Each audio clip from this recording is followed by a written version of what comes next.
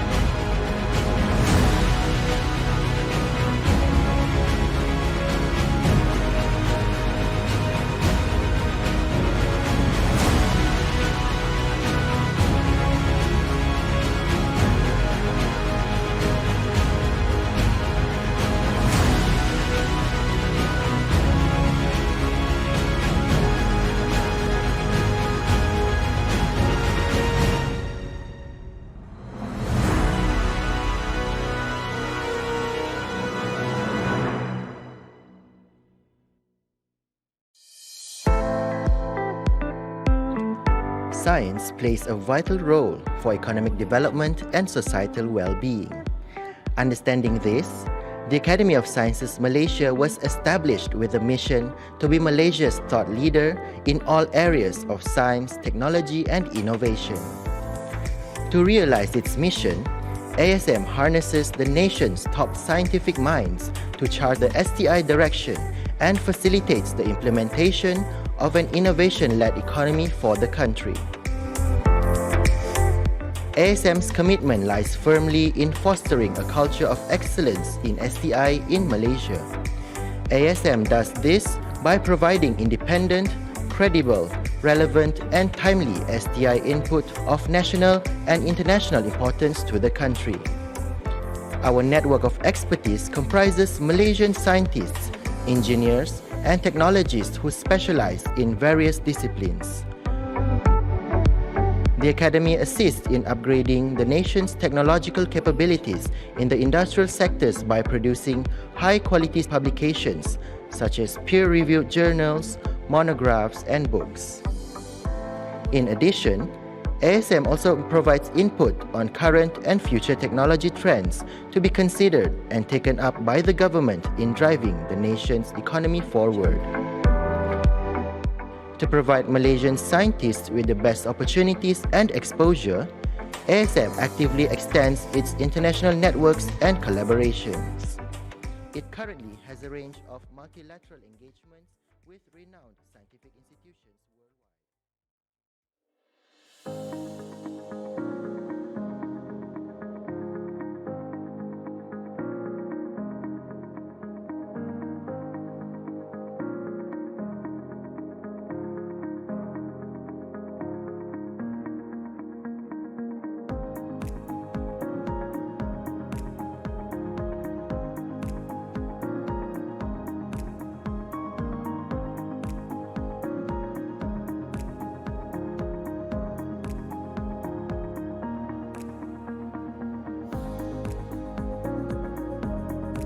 Thank you. A very good evening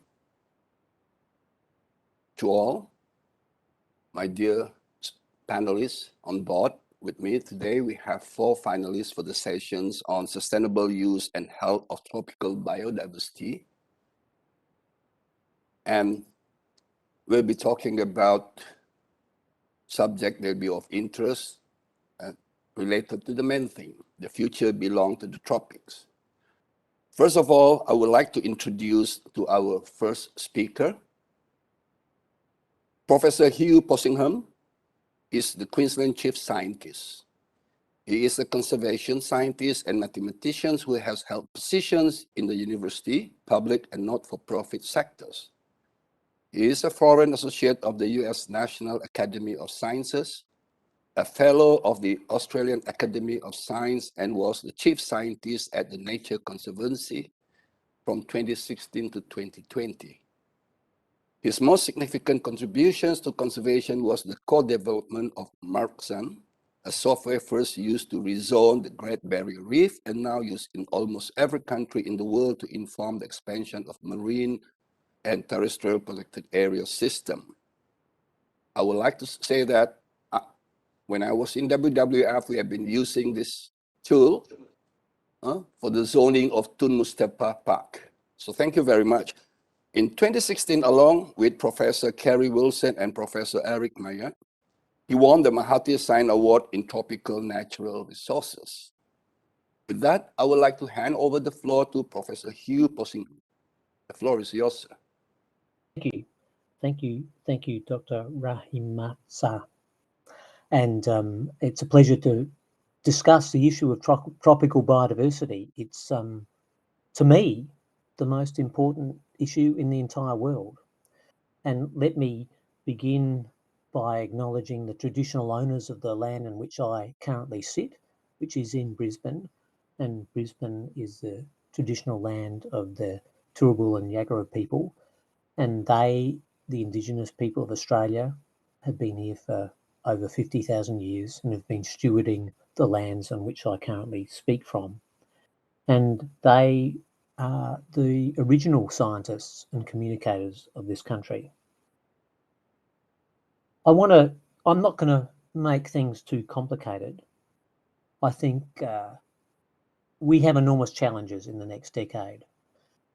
People are going to the convention in Glasgow and they're going to discuss climate change. But I actually think there are three enormous challenges that we face. And those three challenges that we face, those three challenges cannot be uncoupled. They cannot be disentangled. And they are biodiversity loss, climate change, and equity. Equity for all people, particularly Indigenous landowners. So until we get them all right, we're not happy.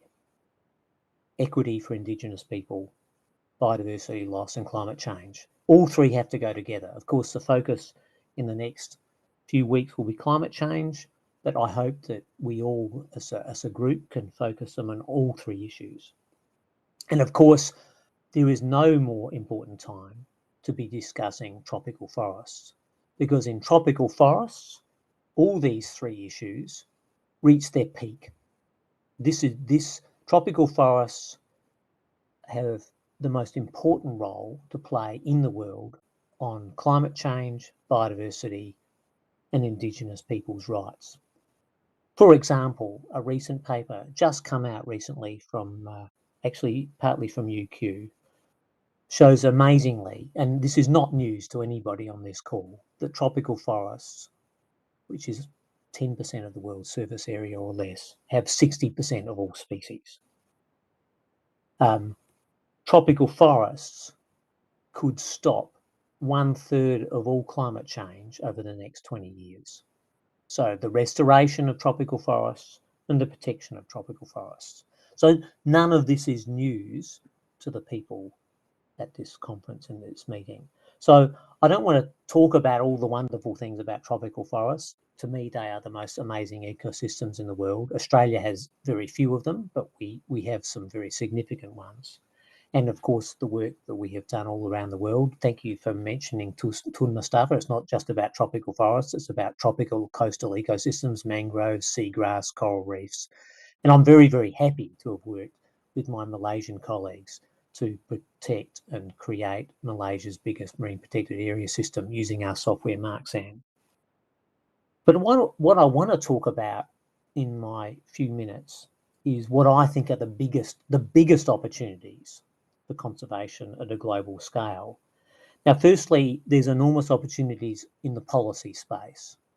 So the Convention on Biological Diversity, the Glasgow climate change meetings, they represent enormous global policy opportunities.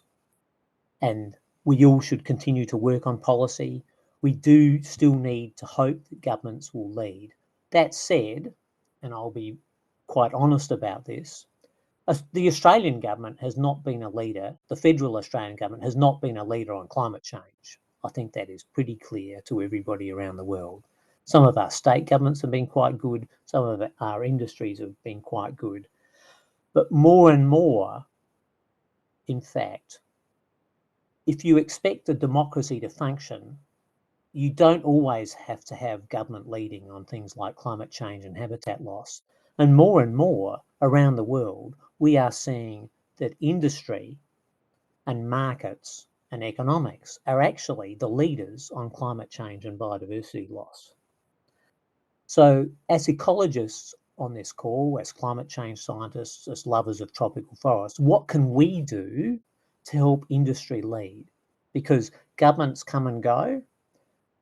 Companies like Rio Tinto, Amazon, Microsoft, Shell, the big Norwegian sovereign wealth fund, German banks, Swiss banks, they outlast governments by decades, by many decades. They last for 50 to 100 years.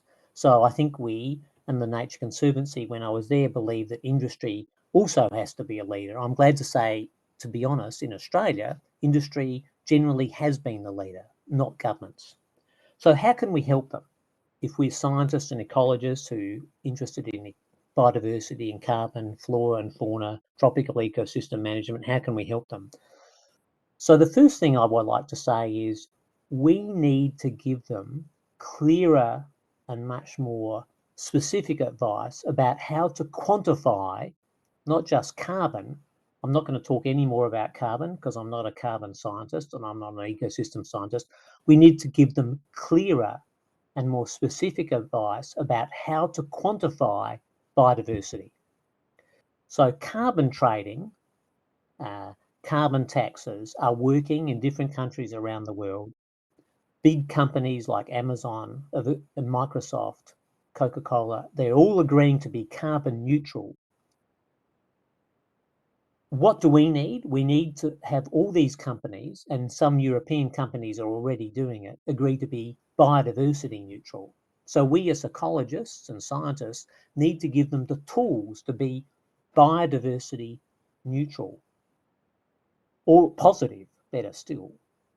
So that means we have to stop arguing about the details of biodiversity. We need to give them very simple metrics of how to quantify the consequences of different actions on biodiversity. So what does that mean? So let me step back a little bit and say, I was trained as a mathematician.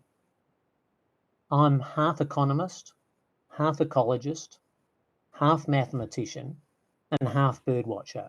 Well, my heart is still 90% birdwatcher. So I spent a lot of time in the field, but I was trained as a hardcore mathematician. I'm the only person in the whole state of Queensland to win an Australian Math Society medal. And I have succeeded in my life by delivering quantitative tools to government and environmental NGOs to help them operationalise their vision for saving nature. So what do we need for biodiversity? We need to be able to create very simple metrics based on remote sensing, camera traps, acoustic monitoring, vegetation monitoring, very simple metrics that enable big companies and governments around the world to say they are making progress on biodiversity, just as we've delivered tools to be able to tell them they're making progress on carbon.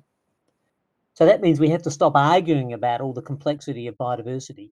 Of course, carbon dioxide equivalents are pretty easy to measure. It's a gas, it's a single molecule, and there's methane and there's other things, nitrous, all those things, but it can all be turned into carbon dioxide equivalents. If we want the big German banks, the big American banks, the bigger investors from BlackRock and Amazon and Walmart to be able to go to the people and say, everything we now do is biodiversity neutral and biodiversity positive, we can't tell them that this is very complicated. It's genetics, it's ecosystem services, it's thousands of species. We don't know all the species names. We haven't identified everything. Can you give us another 50 years to work out what biodiversity is, and then we'll give you a metric? It's not going to work. They're just going to ignore biodiversity until we can quantify it. And we have to agree how to quantify it. We have to agree how to quantify it reliably, just as reliably as we quantify carbon dioxide, which is okay, but as reliably as we do our accounts, our auditable financial accounts. The biodiversity accounts have to be just as auditable by an accountant as the financial accounts. So my message really to this conference, to everybody listening in, to the people who love tropical forests, is to knuckle down and synthesize all that data, remote sensing data, that mammal data, that camera trap data, that acoustic data, that survey data, and come up with very simple metrics. In Australia, we use habitat condition. So we have a simple metric, habitat condition, that is used by most Australian states, that is a tradable commodity in biodiversity. And we do all our biodiversity offsetting with it. So we now have a metric. It's not perfect. I mean, biodiversity is a 1,000-dimensional object. It's not perfect, but we can now tell some companies that their actions, whether it's mining actions, their full supply chain of actions, their forestry actions, their agricultural actions, we can start to tell them, are they biodiversity positive or they are biodiversity negative, using simple metrics of habitat condition. I would add to habitat condition I'd like to add some simple metrics of fauna condition, like mammal and bird diversity.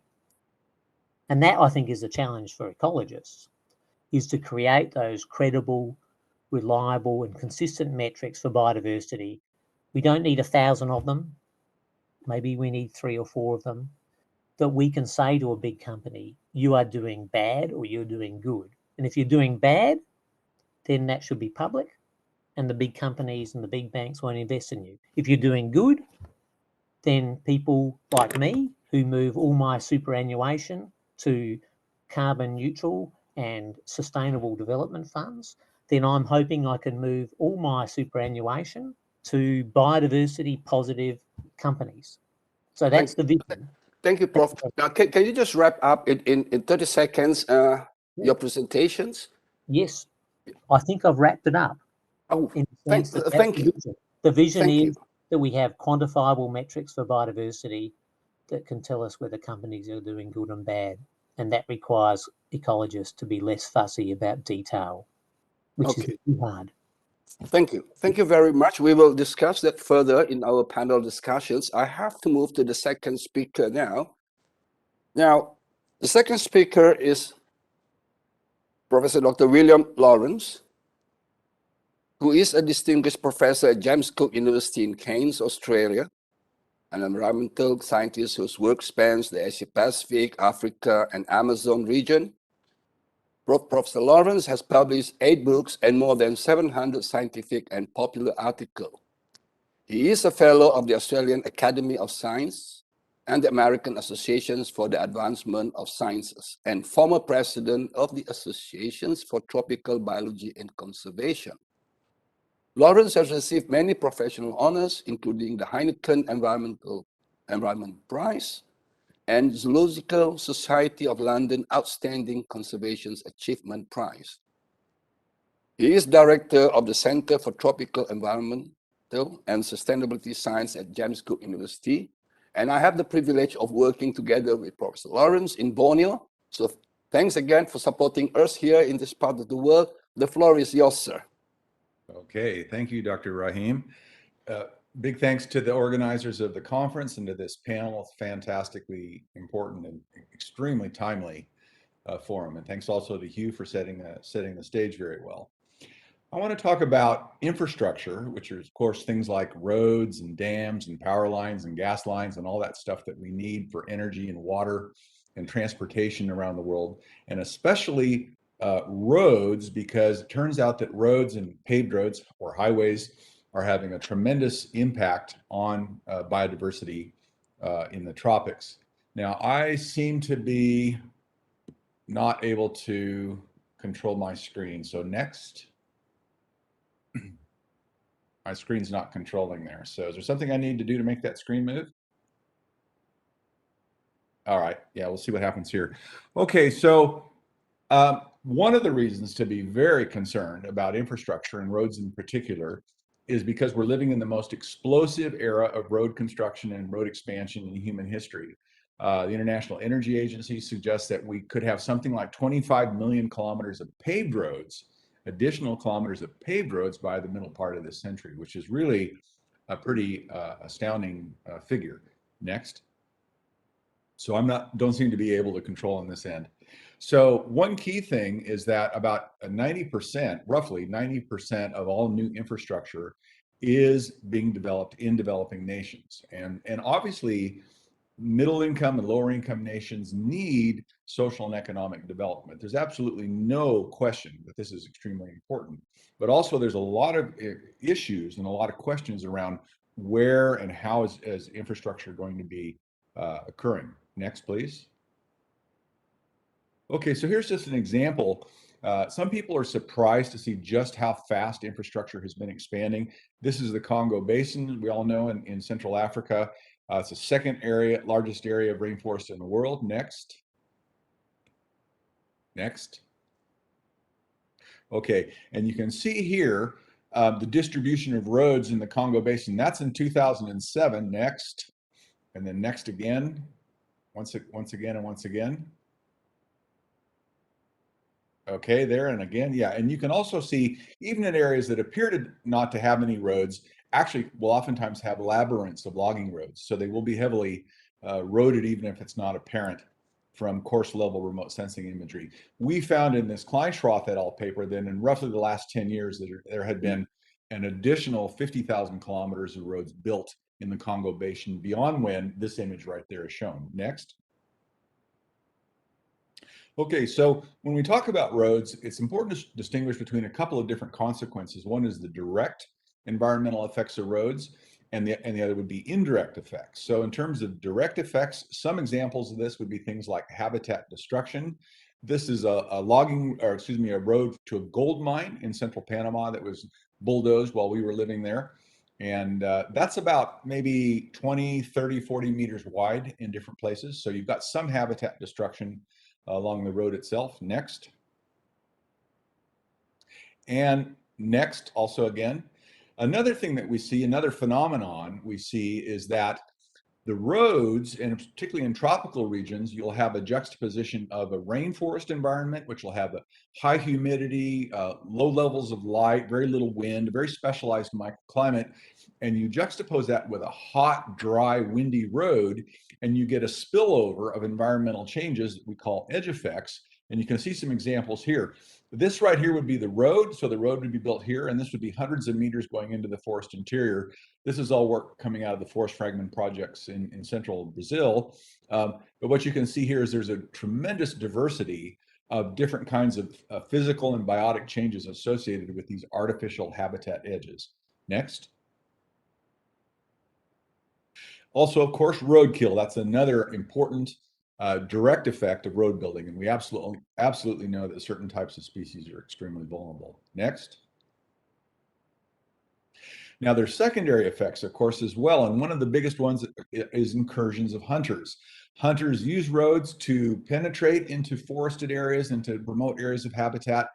And many hunters today are armed with much more formidable weaponry than they would have had historically when they're normal indigenous groups.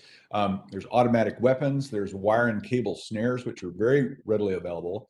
And these are causing an almost wipeout of species in many different parts of the world. For instance, forest elephants have declined by about 2/3 in a recent 10-year period. This is a forest elephant that we found in the Congo region, and you can see here the reason that we know it was killed by poachers is it has its face chopped off. So the poachers go in with machetes, they shoot and kill the elephant, and they chop off its face in order to extract those valuable ivory tusks.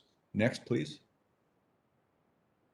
And of course, another consequence is deforestation. We can see here along roads in the Brazilian Amazon, there's a lot of deforestation, and it's very tightly associated with roads. In the Amazon, about 95% of all deforestation occurs within 5.5 kilometers of the nearest road. Okay, so almost all of the deforestation is associated with roads. If you want to know where deforestation is going to happen, if you want to limit it, if you want to manage it, if you want to control it, it's all about essentially controlling and managing roads. Next. And of course, we have things like fires and greenhouse gas emissions resulting as a consequence of road expansion as well. And we know that, for instance, emissions from tropical forests probably account for 10 to 15% of all greenhouse gas emissions today. Next, please. Okay, now when we talk about large infrastructure initiatives, there's a number of these different major regional and subcontinental and continental scale initiatives around the world. But the biggest one of all, the 9,000-pound gorilla in the corner, is China's Belt and Road Initiative. And I think just about everybody here will know about this. It currently spans about 138 nations, really all over the world. It could involve something on the order of about 7,000 infrastructure and extractive industry projects. And currently, China's committed about $1 trillion to the Belt and Road, and there's a lot of interest among China in both increasing investment from within China and also from various partners, international partners of the Belt and Road. Next. Okay, so we're living in this era of this infrastructure tsunami, and what can we do? And what I'm going to do here is actually focus on something I don't normally talk about that much, which is something I think that we're neglecting. Next, please. Okay, one of the things I think we need to do is strategically is target a diverse audience. we are spending a lot of time, and I think scientists are sort of guilty of this, not all, but many, of speaking, preaching to the converted, of talking to other scientists, talking to other technical experts, and not spending enough time reaching out to other kinds of audiences, business audiences, political audiences. There's just a wide range of different things. And sometimes we do, but very often I don't think we're doing this enough. So I think we want to really focus on building a broad church, on having a very diverse audience. Next, please. Another thing that's important, and we did an analysis of not a formal meta-analysis, but we read a lot of papers about looking at the projected or realized economic benefits of different kinds of infrastructure development initiatives. And what we found it was enormous variability. The benefits of projects tend to be highly variable and they're very context dependent. So the pattern of developers waving their hands and saying, we're going to come in and create jobs and make people rich, that type of thing is really can be highly misleading. What you oftentimes see is that a small segment of the population, this might be land developers, it might be certain well-placed politicians, there may be individuals that become very enriched, but the average person doesn't see their wealth or their spending increase very much. Next, please. We also, of course, have to talk about corruption because it really does plague big projects, these massive infrastructure projects, often with budgets in the hundreds of millions of dollars. There's just an awful lot of money floating around. Corruption, one of the things that corruption can do is result in many ill-advised projects that really shouldn't be approved, of getting approved because the decision makers are being influenced by the contributions, the payouts from the project proponents. So that's a really key issue. And unfortunately, this is an unfortunate statistic, but corruption does tend to be more severe, more pervasive in lower income and medium income nations than it does tend to be in higher income nations, although there's different kinds of corruption. But the bottom line is, in developing nations, corruption really can be a severe problem. Next, please. And one example of this, of course, would be the IMDb scandal that happened in Malaysia, in which about $5 billion of money from Belt and Road projects went missing and was traced to the former prime minister and his associates. Another key issue is the heavy maintenance costs that are associated with a lot of infrastructure.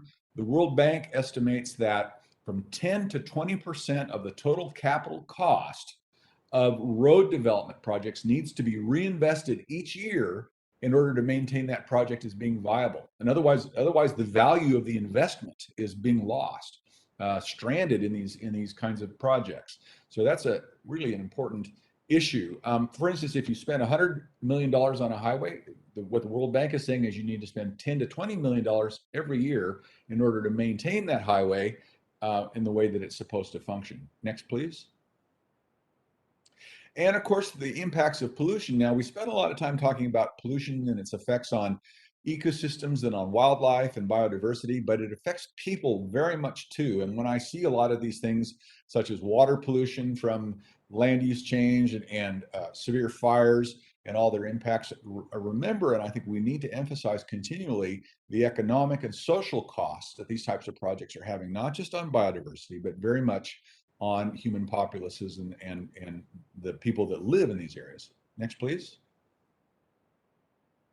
So ultimately, in a forum like this, we're very concerned about conserving ecosystems, but I would just like to argue that I think we need to broaden our perspective and really try to include as a large and wide audience as we possibly can.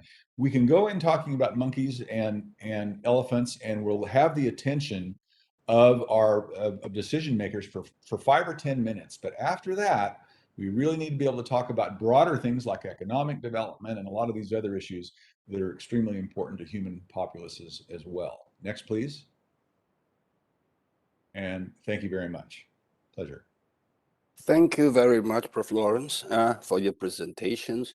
Now, for the audience out there, all participants, please feel free to start submitting your Q&A, and we'll be discussing that.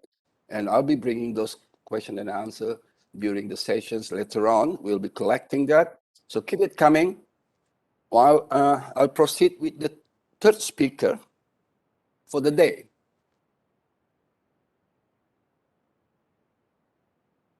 The third speaker will be none other than Associate Professor Dr. Ramesh Ratana, or sometimes among colleagues and dear friend, we call him Zimbo. Prof. Ramesh obtained his bachelor and master degrees in anthropology from Punjab University and a PhD in biology from Mahidol University. He worked as a research zoologist with the Wildlife Conservation Society for 10 years until 1996. I think his field of work basically has brought him to Borneo. He's very knowledgeable in this part of the world. And of course, in the region itself, he has done a lot of work. He was a full-time consultant to biodiversity conservation and ecosystem protection project throughout much of Asia for another 10 years.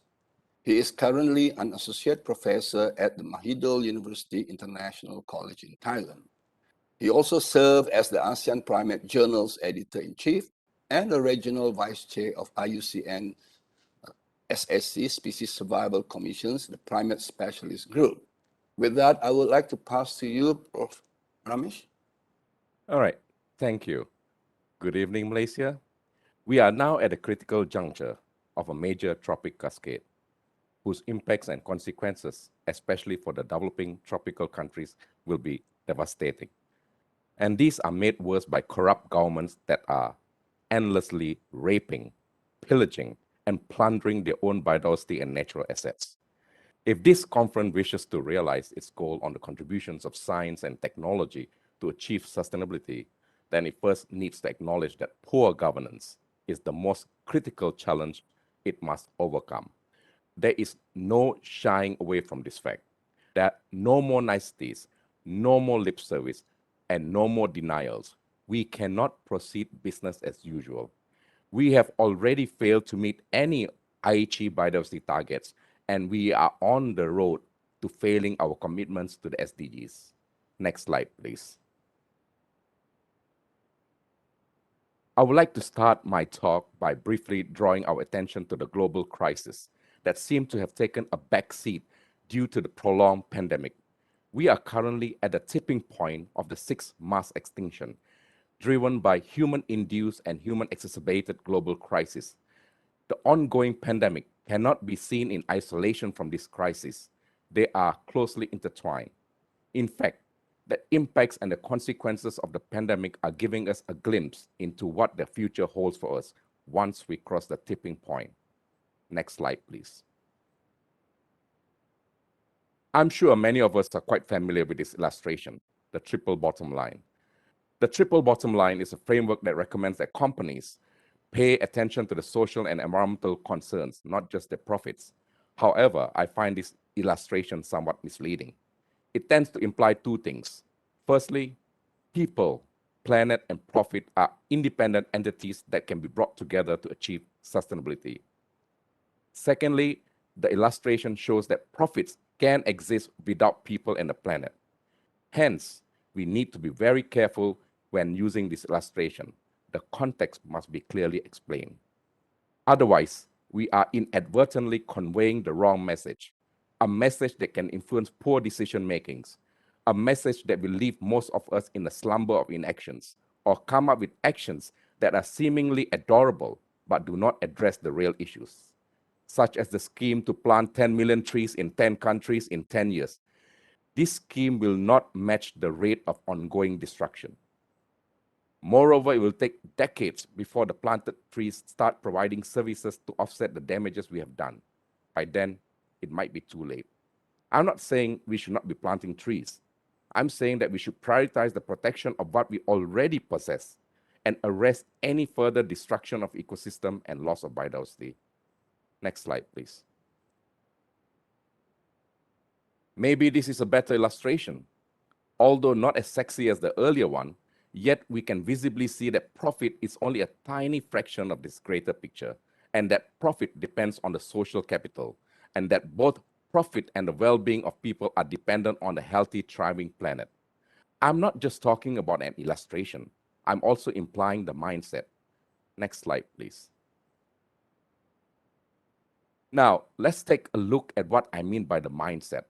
As I mentioned earlier, because we measure development in terms of economic development, therefore, we operate as if profit is the foundation of everything else. So with this mindset, you can see how dangerously unstable our practices are. Why the ongoing mindset and practices, you may ask? Before I describe why, let's first look at the desired mindset and practices if we wish to see any semblance of sustainability. Next slide, please.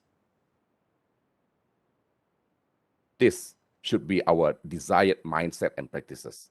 This illustration clearly shows that profit is entirely dependent on healthy people and a healthy planet.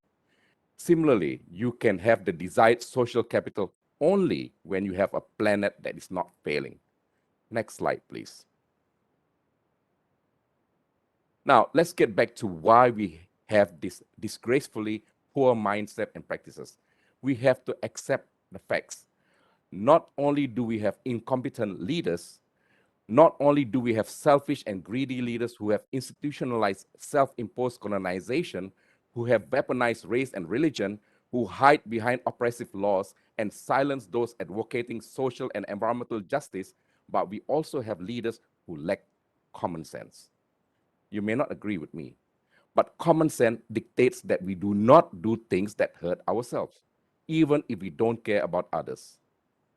These leaders are hurting both the social and environmental capitals that are benefiting them. To me, that doesn't make sense. But the leaders are not the only ones to be blamed. A large portion of the human population is ignorant, either by design or due to the systemic downgrading of education. Those who have common sense but choose to remain silent are also to blame. There is one particular group of people that is simply an embarrassment. They comprise scientists, academicians, and people endowed with the intellectual capacity and position to influence policies and decisions. Yet, they choose to be silent about the underlying issues. Shame on them. In fact, shame on all of us. We say we care for biodiversity, yet we can't even respect human diversity, be it the variation in our genetic makeup, or cultural diversity, or even gender diversity. So how can we be expected to achieve sustainability?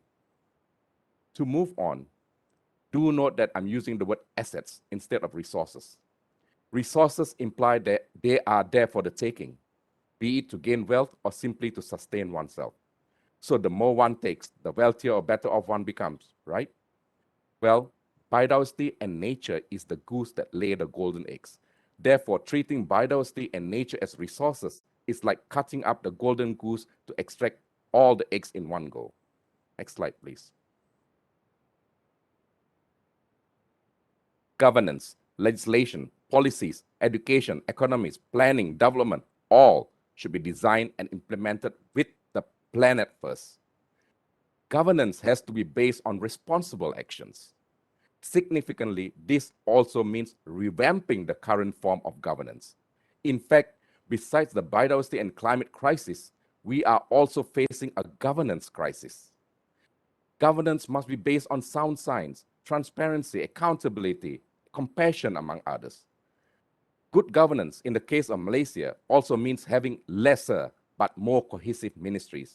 For example, instead of having two disjointed, non-complementary ministries, we should be having one, say, a Ministry of Biodiversity and Ecosystem Services. And this should be the key ministry to screen development plans before any other ministry approves them. In addition, we need to treat any act that causes major harm to the environment as an environmental crime because it is an act against humanity. Moreover, one reason why we are nowhere near using our assets sustainably is because we treat sustainability as a set of activities rather than a conceptualized goal. We first need to put responsible actions into place before we can realize our sustainability goals. I want to end my talk by highlighting that we are currently in a situation where quick actions are critical and the consequences of failure will spell doom for humanity. Thank you. Thank you, Ramesh. Very interesting presentations. discussing about governance, which is an interesting topic for us all to listen. We will talk about that subsequently in our panel discussions. But keep the question coming. I have seen questions coming in. We have on board with us the last speaker for the evening, Dr. Arvind Desmos. I hope I pronounced the surname correctly. My apology if it doesn't sound. He's the Director of Biodiversity Information Management of the ASEAN Center for Biodiversity. Dr. Desmos is an ecologist, taxonomist, and specializes in field of herpetology. He is currently Director of Biodiversity Information Management Unit of the ASEAN Center for Biodiversity. He received his Bachelor of Science in Biology and a Master of Science in Wildlife Studies degrees from the University of Philippines and a PhD in Biology from the National University of Singapore. Dr. Desmos is a career scientist and academician of the National Academy of Science and Technology of the Philippines. With that, I hand over the floor to Dr. Desmos, please.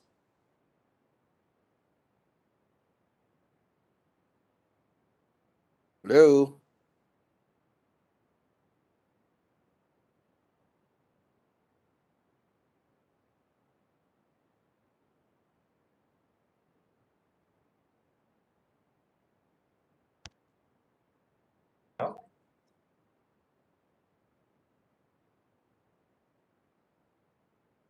Hello. All right. Thank you so much. Thank you, Professor, for the nice introduction. Esteemed panel of speakers, dear guests, good evening from Metro Manila, from Philippines, and good morning and good afternoon wherever you are in the world. We extend our thanks and congratulations to the Mahathir Science Award Foundation and the Academy of Sciences Malaysia for mounting this successful and timely international conference. Once again, good evening, Malaysia. On behalf of our Executive Director, Dr. Teresa Mondita Lim, I am pleased to represent the ASEAN Center for Biodiversity, or ACB, to this august body. Allow me to briefly introduce our organization. Next slide, please. The ACB is an intergovernmental organization established in 2005 by the 10 ASEAN member states to respond to the challenges of biodiversity loss in the region. As the ASEAN's Center for Excellence on Biodiversity, the ACB's main mandate is to facilitate coordination and cooperation among the ASEAN member states, our main stakeholders, and with regional and international partners on the conservation and sustainable management of biodiversity in the region. Our headquarters is based in the Philippines, in a town called Los Baños, south of Manila. Next slide, please. Indeed, our work in conserving the region's rich biodiversity has become more crucial more than ever. While the ASEAN region is a major contributor to global biodiversity, containing four biodiversity hotspots and with 3 megadiverse nations, these precious resources are under threat, as we all know and have been discussing since yesterday. Biota and ecosystems of all types continue to be at risk from the direct drivers of biodiversity loss, such as the changing use of sea and land, direct exploitations of organisms, climate change, of course, pollution, and invasive alien species, as well as from indirect drivers. Next slide, please. And according to the 5th edition of the Global Biodiversity Outlook, humanity's use of biological resources continues to exceed Earth's capacity to regenerate them. Although the ratio has stabilized within the past decade. Before 2010, the ecological footprint had been steadily rising since it went into deficit towards the end of the 1960s. Between 2011 and 2016, the footprint has remained at approximately 1.7 times the level of biocapacity, meaning it will take about 1.7 Earths to regenerate the biological resources that are being used by our societies. The ecological footprint is estimated about 1.6 planets in 2020. The decrease driven by the global economic slowdown resulting from the COVID-19 pandemic rather than a transition towards more sustainable production and consumption. Next slide, please. Biodiversity loss and ecosystem degradation have substantial impacts on people's livelihoods, food security, and well-being in the region. Consequently, advancing the conservation and the sustainable use of these vital resources must be undertaken if we are to ensure a safe and resilient future. The importance of ecosystem and biodiversity conservation has always been recognized in the region.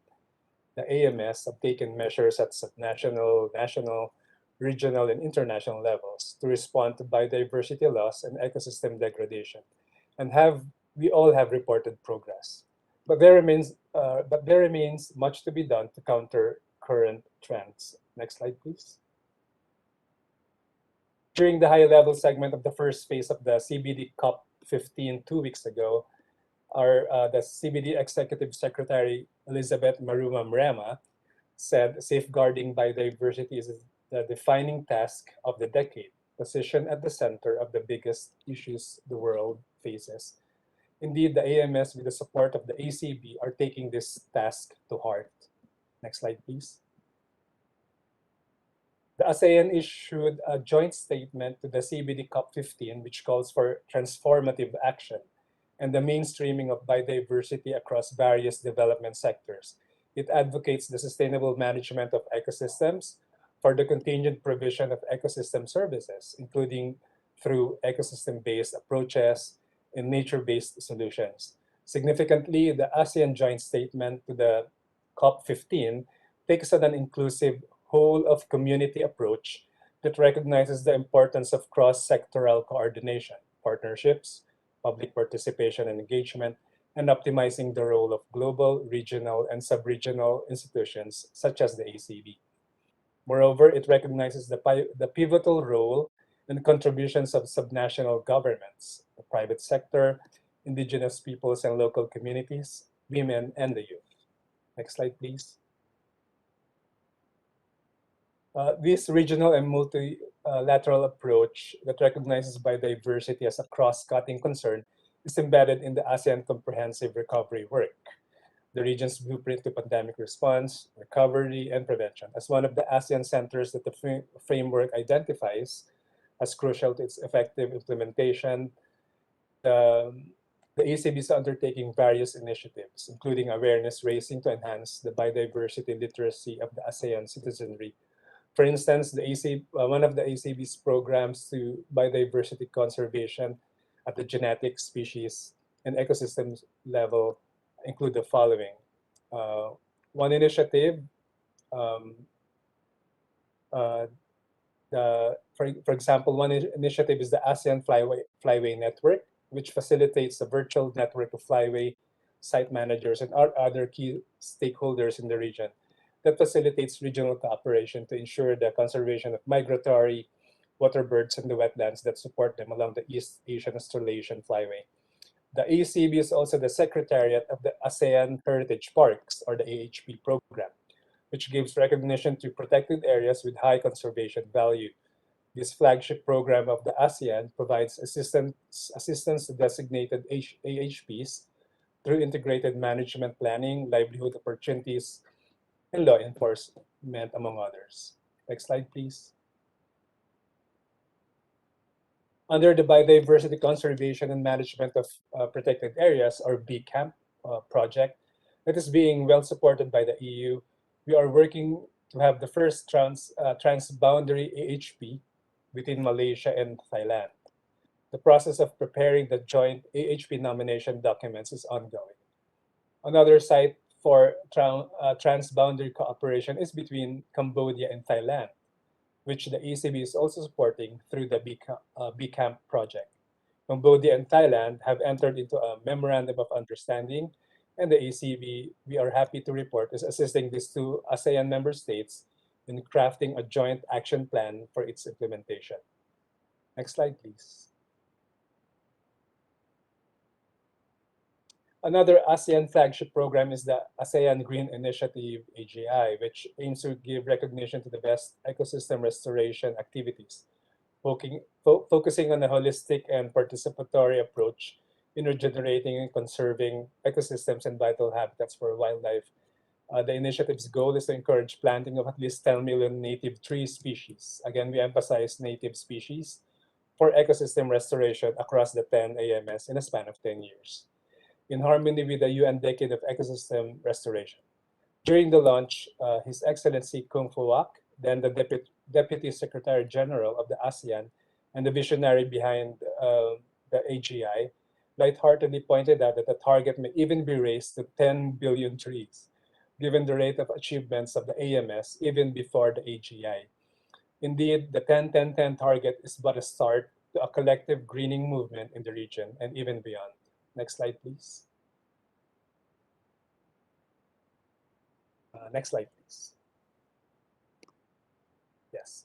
And fundamental to all these programs and processes is timely and accurate information. The ACB supports science-based decision-making through its accessible knowledge platforms and products.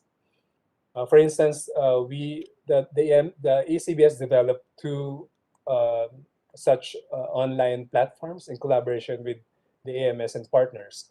These are the Clearinghouse Mechanism and the ASEAN Biodiversity Dashboard, which are interactive knowledge management platforms that were developed in partnership with CBD, with EU, and NatureServe. Next slide, please. They serve as a repository of biodiversity data and relevant information, and features data visualization, geographical information system, and indicators reporting capabilities to support the conservation activities of AMS. Data is officially sourced from ASEAN countries, global databases, and recognized publications.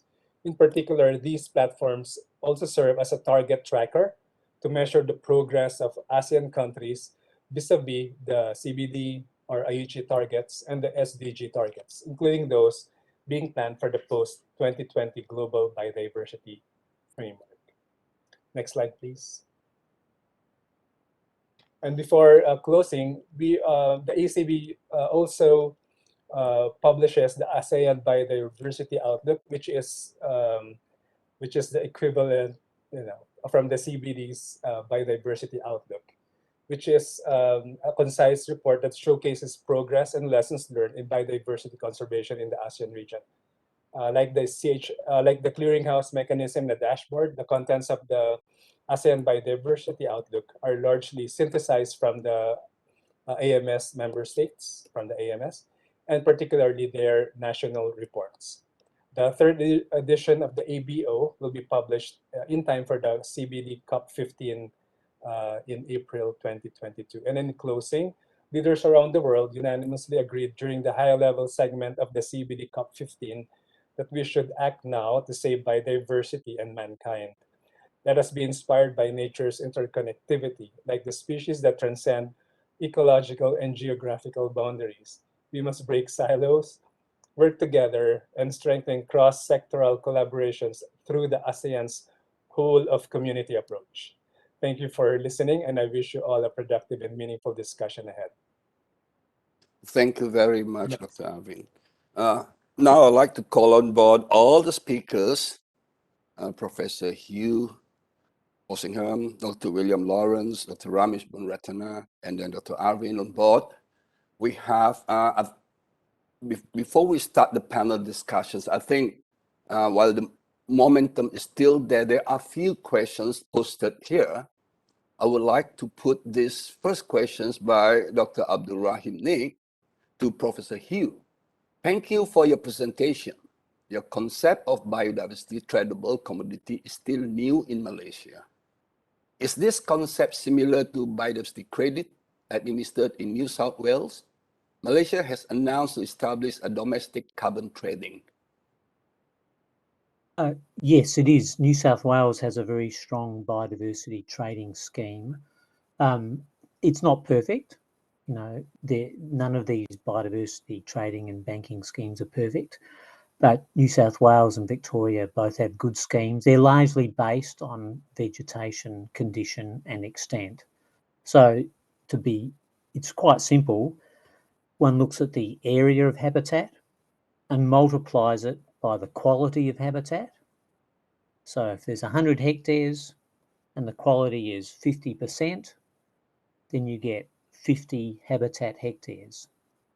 if you can make the quality go up to 60%, you're going from 50 habitat hectares to 60 habitat hectares, or you can make new habitat. So yeah, it does end up in a tradable commodity. Again, you're taking a 1,000-dimensional object and turning it into 1 dimension, and that has a lot of problems. But I think it's a start, and it is encouraging companies and industry to be biodiversity positive. Thank you. Next, another question. This one directed to Prof. Lawrence regarding degradations, clearance, and fragmentations of rainforests. For townships, crops, or infrastructures are increasing. What would be the best suggestions to ensure such development will not cause issues related to biodiversity?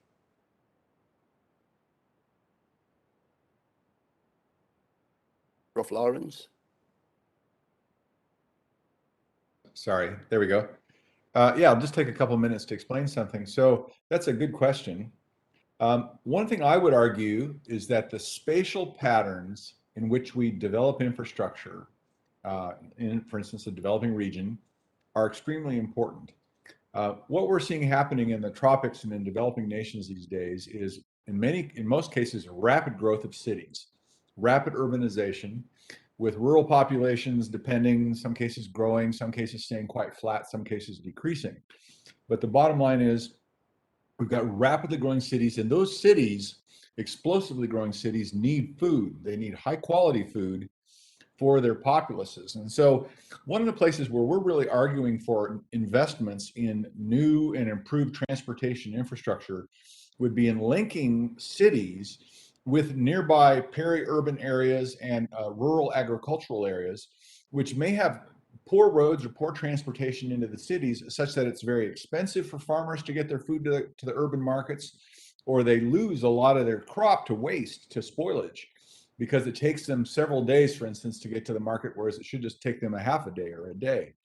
So what we try to emphasize is putting those investments in those kinds of situations, and where we really argue against major new investments in infrastructure is when people want to put roads or highways deep into remote areas. And this could be remote areas of the Amazon, it could be remote areas of the Malay Peninsula or Borneo, whatever. But the roads that tend to penetrate deep into remote areas, one, tend not to be very cost effective, because the economic returns from those very expensive and expensive to maintain road systems tend to be very high.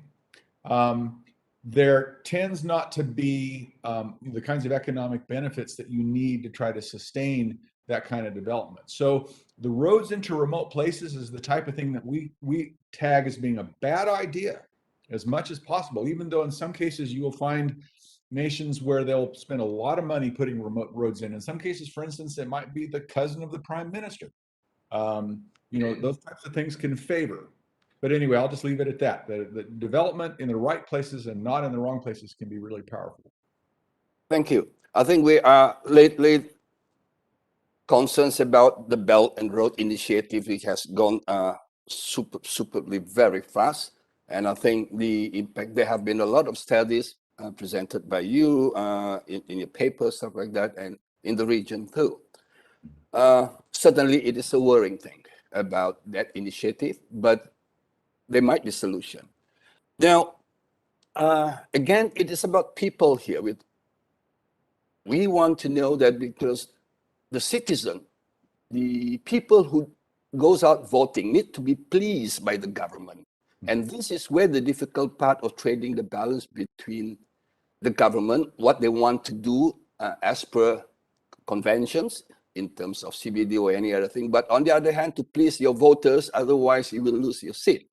So I would like to ask these questions to Prof. Ramesh here. How can we change the mindset of these people, especially the voters, which are very crucial, of things are already bad on the ground and will always be. So they ask, why bother? So Prof. Ramesh, you were talking earlier about changing mindset, stuff like that. How would you respond to this? All right. Good question. I like that. All right, probably make me unpopular, but I like that. Anyway, I think we're all over the place, all over the globe. People are uh, talking about the waters, right? The waters should be choosing the right person. But the problem is that we're not going to the underlying reason why the voters cannot choose the right person, because you don't have the right person there.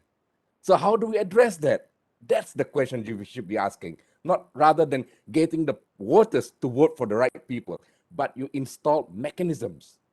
You have to have mechanism. That's what I was talking about in terms of governance. You have to have mechanism to ensure that only legible people can stand to represent their district, their sub-district, their state, and one only the relevant, only those people who fulfill the minimum requirement, the minimum competency requirement. Then you vote for those.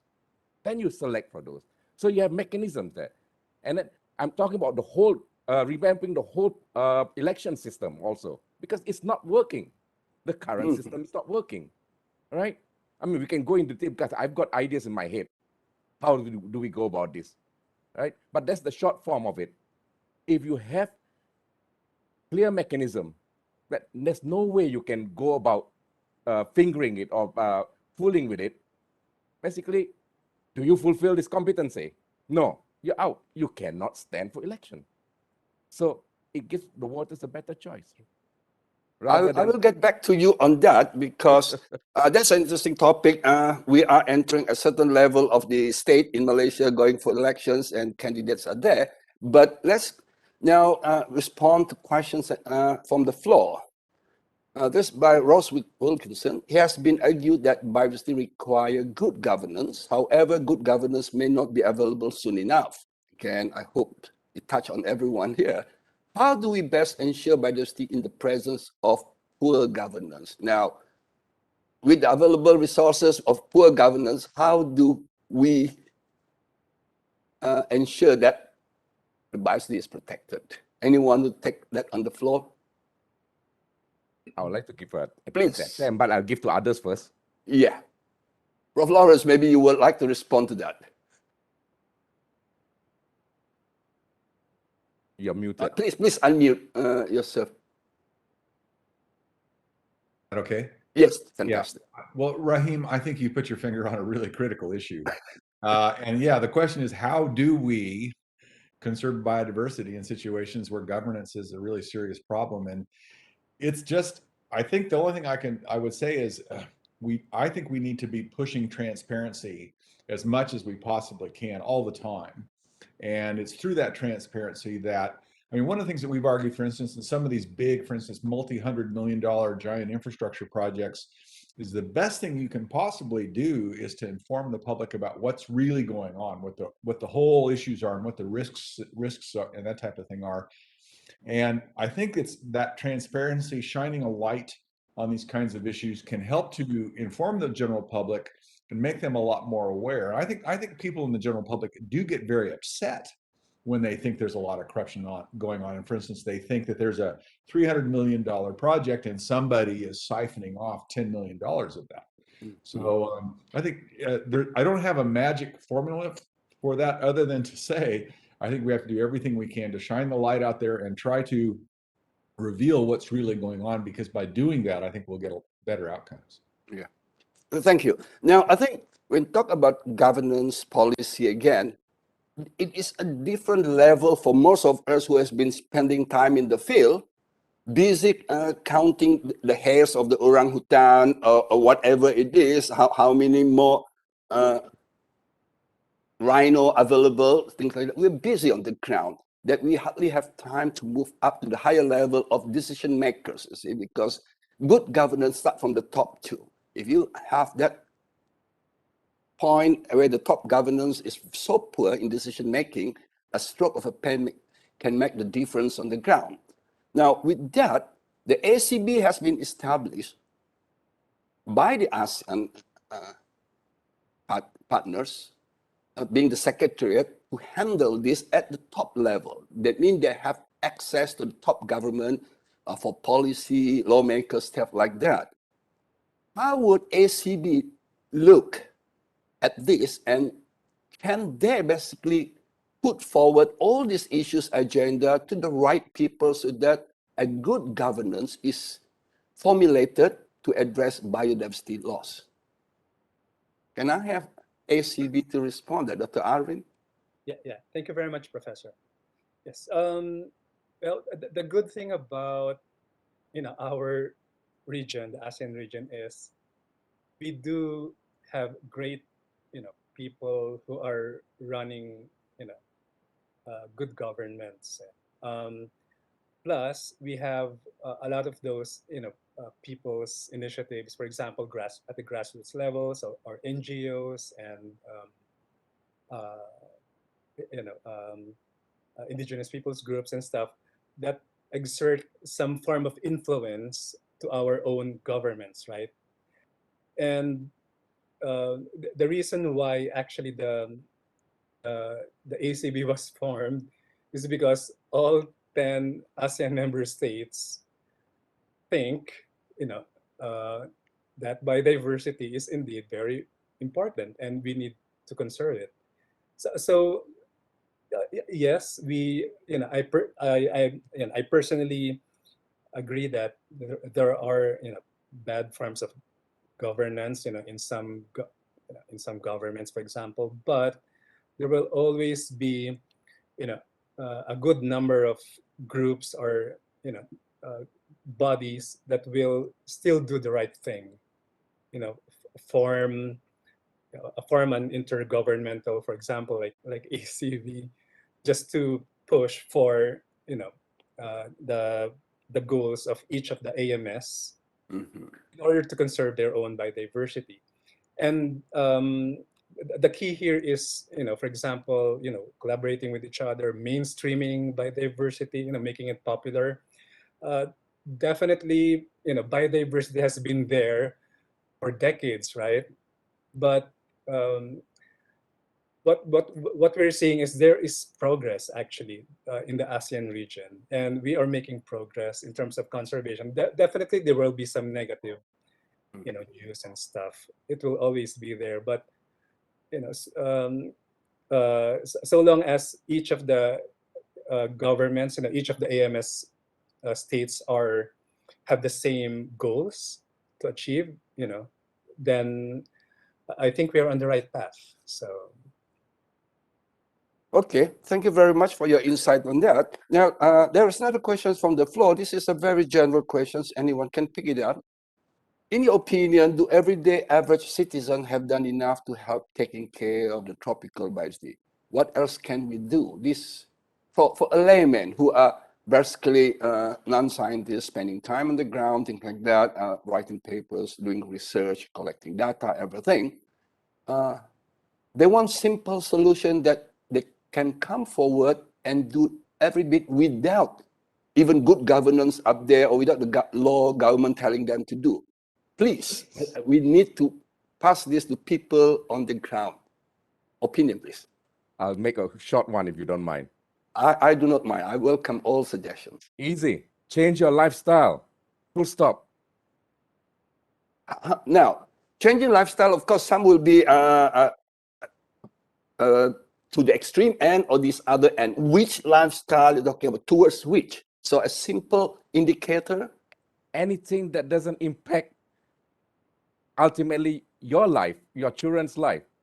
We're talking about don't do anything that impacts the environment, the society. Simple. Most of us are not willing to change. But mind you, I'm dealing with students, undergrads, first year, second year. They've achieved a lot more than many adults I know.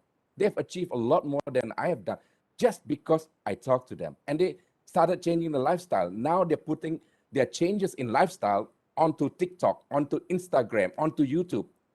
They are change makers now. Isn't that great? Fantastic. I think it requires that positive vibes of individual to go out and say things to attract more people into following them, I think. And social media has been a great influence to make changes. And certainly that is most welcoming news these days from social media. Now, let's go into this panel discussion into something serious. We heard just now about the 6 mass extinctions. This was published in 2020 by Ceballos and Rich and Raven. The 6 mass extinction of wildlife on Earth is accelerating to a point that it is worrying. More than 500 species of land animals are on the brink of extinctions and are likely to be lost within the next 20 years. Is this mainly caused by human destruction, or simply sometimes they just naturally will die off, just like the dinosaur disappeared? What species would be the top of the list that in the region that will be on the checklist? From the floor, please. I can go, but I prefer some. Hugh has been very quiet. Oh, it's definitely all caused by people. The 6 mass extinction, which I think it's a concept that well and truly predates Ceballos and Ehrlich. I think they were talking about it 30 years ago.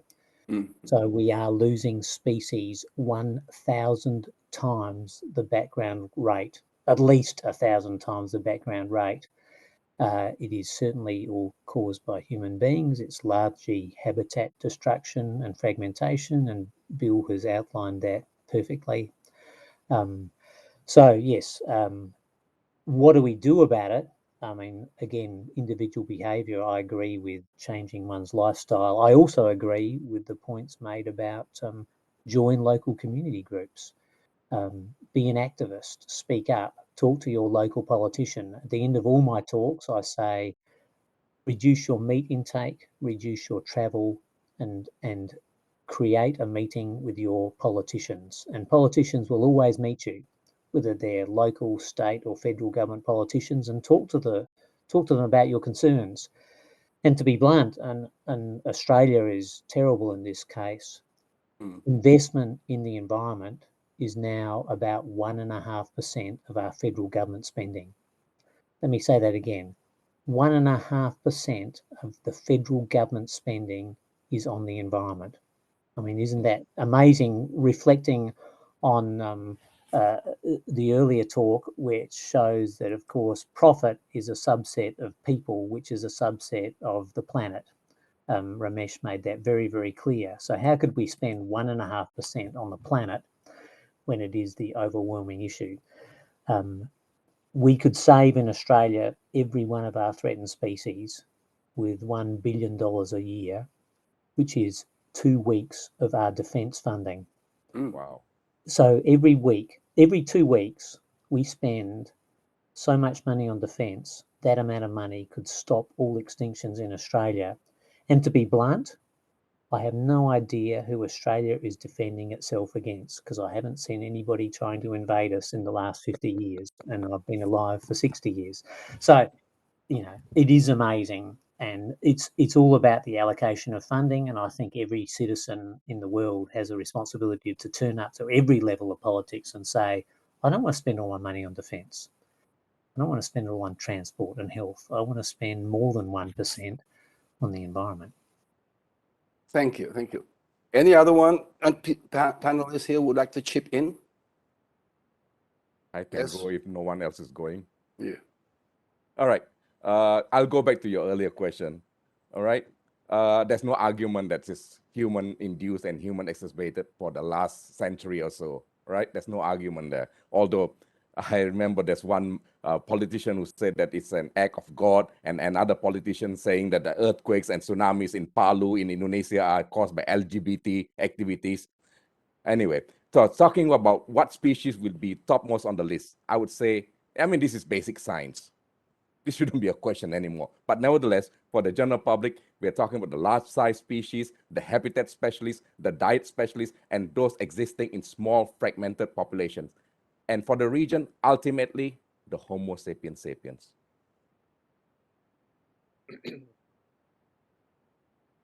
Gosh, a two-legged thing. Hey, Doctor? Yes, please, Dr. Arvin. If I may add, again, yes, it's a extinction is a natural process, but we all know that humans have driven it into to increase the rates, the background rates of extinction. However,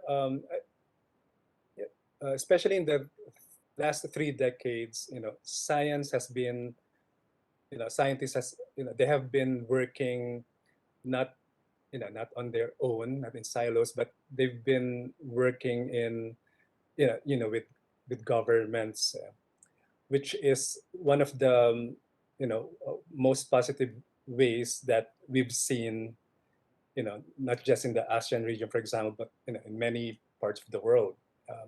Scientists, researchers, and so on should really, they really need to work with policymakers, with the decision makers, and in, national or regional bodies in order to really communicate the message. We I bet, I'm sure we could agree that 10, 30, 40 years ago, biodiversity conservation is not as popular as the term is more popular now, right? And yes, and we, as in general, as as a human society, I think we've gone a long way already. And of course, we're not there yet, and we can, we're experiencing the negative sides of it already. But yeah, so long as we continue to communicate with each other and to take the proper steps, then we will at least stave off the 6th mass extinction. Yeah, well, just to say a bit positive about it. So yeah, I think we believe we're making progress, some progress. So. Well, we might win some, we might lose some, but hopefully the one that we lost isn't higher than the one that we win. We also knew very well that over the years, there has been huge amount of data collected. How it is disseminated outside sometimes can be issues between individual institutions or countries, see, because it become like, this is mine. So exclusively to wait till I get it published, then you will be able to see the outcome of the study, things like that. But over the years, there has been a lot of success in sharing information, data for the global community, etc. So one question that came out from the floor was, this was addressed to Prof. Lawrence and everyone here. It sounds like biodiversity project that routinely make public the data from their project enable public scrutiny of biodiversity. What do you think? Is that true? All right, Raheem, could you just say the last part of that question? I just missed it. It basically, biodiversity project that routinely make public the data from their project enable the public to scrutinize biodiversity. In theory, that type of thing sounds good, and I think that that's the way science is moving, increasingly more towards data openness, and many more journals are requiring that you lodge the data sets and everything and make them. It's not just Science and Nature anymore. It's lots of journals. Realistically, there's not that many. I would say there's not that many lay people who are going to look at scientific data. I mean, it just doesn't. I'm not familiar with that happening. Other scientists could look at it, and that's fine. And maybe if, let's say, we're talking about a controversial issue or project, and you might have, let's say, a non-governmental group. And they want to hire a couple technical experts to then look at that report. That to me would be, or those data. That's the kind of a plausible scenario. I guess I just, I just wonder. I'm not sure how much the lay people themselves are really going to delve into data. I don't think they necessarily want to do that. They want to have somebody do that for them and interpret it for them, and then they can decide how they feel about that. Okay, now I think that this is one subject that I would like to raise up for all the panelists, a subject of my interest, especially with the recent COP15 that has just gone through. The recent COP15 that was held in Kunming discussed on initial draft of the post-2020 Global Biodiversity Framework. It was built around the theory of change. We recognized that urgent policy actions at regional and national level is required. Now here, if we're talking about the region, it will be ACB. At the national level, each of us are playing our part. What will be the priorities and financial allocation be made available to internalize the value of biodiversity and recognize the cost of inactions?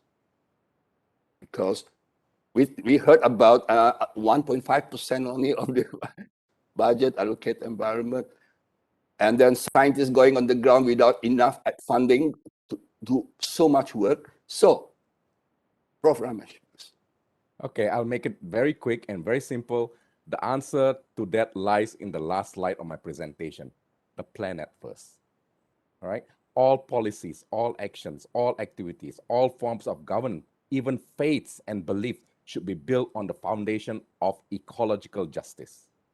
We already have the mechanism to evaluate biodiversity. It's direct and indirect services.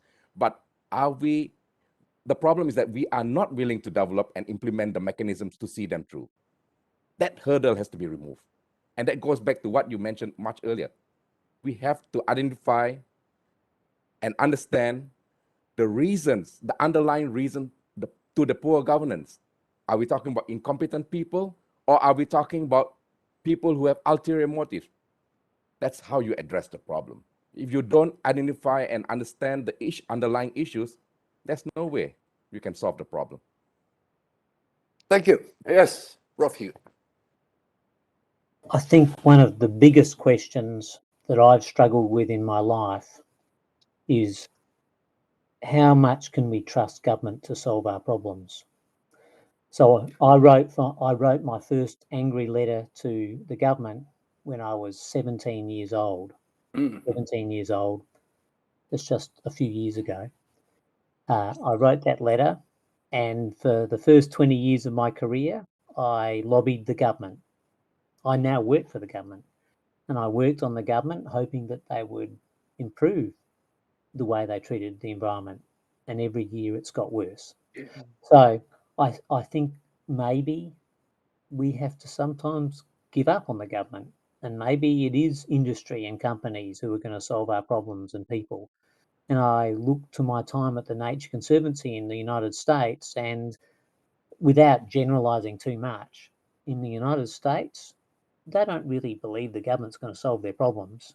They think that that companies and industry will solve their problems, and civil action will solve their problems, and NGOs will solve their problems. So, which I find very disappointing. But I sometimes am starting to slowly give up on governments around the world solving our problems. We just have to do it ourselves, and we have to pay for it ourselves, and we have to work with companies and industries, which is not what I would like to be doing, but I can't think of another way. I think you're right. About time that we shift to the private, the people, communities, indigenous communities or local communities, because they are the driving force on the ground that make changes. It might be small, not big enough if you take a satellite and view it, but on the ground, certainly we have seen a lot of movement that make changes by indigenous group communities to change things. And with some success all over in the region, the government start to notice that. Of course, when they start to notice, they will come in and put the icing on the cake and claim it to be theirs, which is unfair. But never mind, sometimes that's the way things work. So with the icing on the cake, it becomes something beautiful. And we do hope we will be able to see that in the future. But again, putting the money at the right spot to help people on the ground is much needed here. And unfortunately, sometimes it is not coming in. There has been some success in some area, especially money these days being poured for so-called carbon. Anything to do with carbon, people coming in. But have we seen any successful project where they put money on the table from carbon rather than money on the project to do more study and study and study? Because I would like to see money on the table where the government can say, yes, it's an open check. Now I can do this and that to help the environment, rather than more studies to tell the government it's possible. Are there any good example on that where it benefit biodiversity?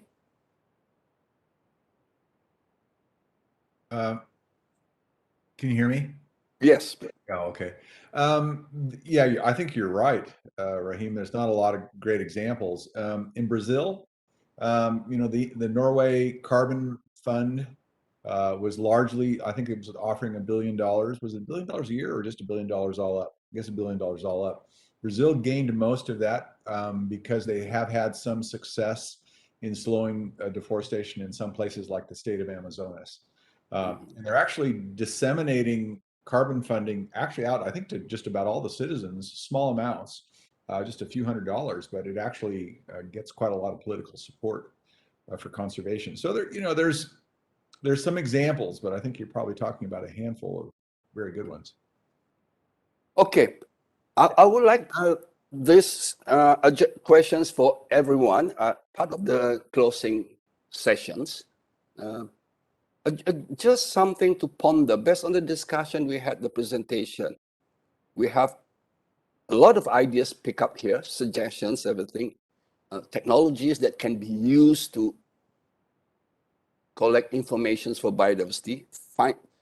There were findings that presented and lesson learned for the benefits of the tropics.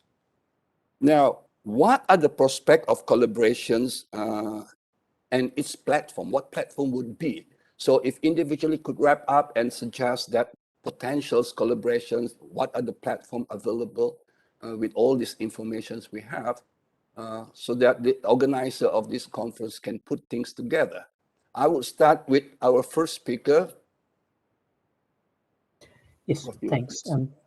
I mean, I think celebrating success is a good thing. So Bill has already explained a success. We've had a couple of successes. I mean, as conservation scientists, we don't want to just moan about the way the world's not functioning and capitalism is broken and governments are corrupt and woe be gone. I think we here in Australia had our centre put out a whole book about stories of success, and you mentioned it yourself, Ramesh, about let's talk about the communities that are delivering outcomes on the ground and talk about them and write about them and disseminate them through every mechanism we can. Thank you. Prof. Lawrence, please. Yeah, I would really echo Hugh right there. I think absolutely we do need more good news stories. There's been this conservation optimism program, which has been, I think, is led by the Smithsonian, starting to take off. But it's a very powerful thing. I have to say, I've actually gotten to the point in writing popular articles and things. I've actually been running them by my sister, who is not a scientist, but who will tell me exactly what she thinks without fear or favor of what I might think about it. And she will tell me sometimes, she said, that is just too depressing. I don't want to hear any more about it. And if I were reading this right now, I would just toss it and go away. So somehow we need to be able to reach folks that we're turning off sometimes with a little too much negativity. I think we can all think a little more creatively about that. Yes, Dr. Ramesh, please. All right. I would say that we don't wait, we act now. There's no time of saying, okay, at the conference level, you can start thinking about having a task force and identifying the underlying reasons. But there are good examples out there. We can do it, and we are doing it. Right? We don't wait. For example, I'm working with my students, whatever level I'm doing. And surprisingly, for the last 3 years, unfortunately affected by the COVID-19, I'm working with the Franciscan nuns. I'm not even a Catholic. I'm working with the Franciscan nuns because the Pope has come up with an encyclical in 2015 promoting the Laudato Si. For me, as an ecologist, as a scientist, honestly, as a conservation practitioner, I don't need a degree for that. I saw this as a platform. Laudato Si is everything about ecological justice. So using this platform, I'm working with the Franciscan nuns in Sabah, mind you, and we're using a multi-pronged approach: food security, livelihoods, right? Reducing our impacts on the environment by, say, composting and using anything possible. All little projects, we see opportunities, basically. So that's why I'm saying we don't wait, we do it, we act. And then you're starting to see more and more people interested. So people collaborate because they see something is moving, not see a framework and then we'll collaborate. Thank you, thank you. Dr. Arvind, you got 30 seconds to wrap up. Well, I would just say that what we've seen in the ASEAN region is an excellent example. For example, getting their minds together, moving forward, and for example, creating the ASEAN Center for Biodiversity, which again is pushing for the goal, of biodiversity conservation for each of these ASEAN member states. So partnerships do, really matter a lot, especially, if you go up, to a regional level as well. So, and that's what we at ACV, is still working on, and, we'll be working on for, for many more years to come. Yes. Okay, thank you very much. I would like to say thank you very much to all my distinguished panelists here who takes the time to be with us in the evening. I have to break some of their happy hour sessions, unfortunately, but you can proceed. But thank you very much for being with us, dear panelists, the organizer, the Mahathir Science Award Foundations, the Academy of Sciences Malaysia, the sponsors who make it all possible with us, and of course, participants who stay with us during these hours. And of course, without the theme behind the scene here, helping us to make these sessions possible, it will not be as lively as what we have today. Once again, to all participants and my distinguished panelists, thank you very much. Have a pleasant evening. And Saudi Cup, thank you. Have a nice day. Bye. Bye-bye.